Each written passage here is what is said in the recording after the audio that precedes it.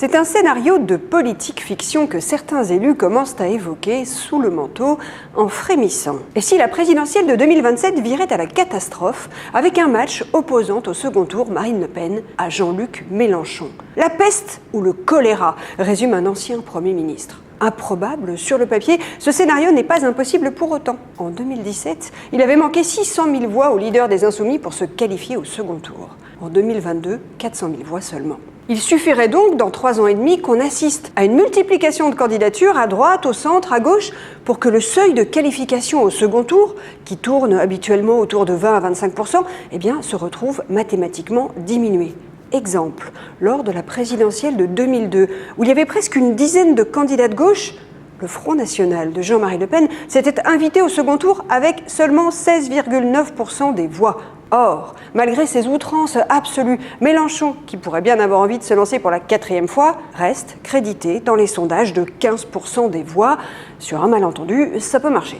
Ça explique sa stratégie frontale, sa radicalité, sa posture anti-tout, anti-système, anti-élite, anti-médias et au relent antisémite, qui choque jusqu'à ses propres troupes.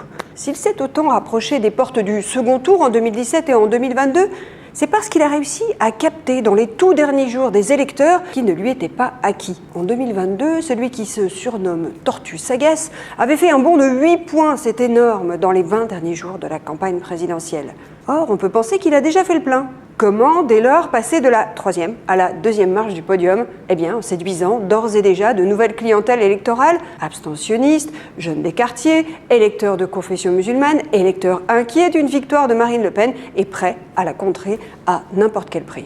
Il fait le calcul que Marine Le Pen sera élue et qu'il deviendra le chef de l'opposition. C'est ce que parie un dirigeant socialiste qui le connaît bien. Un grand maire de droite redoute même pire. Imaginez, fantasme-t-il, que Mélenchon massacre Le Pen lors du débat télévisé d'entre-deux tours, qu'il perde quand même, mais qu'il gagne ensuite les élections législatives.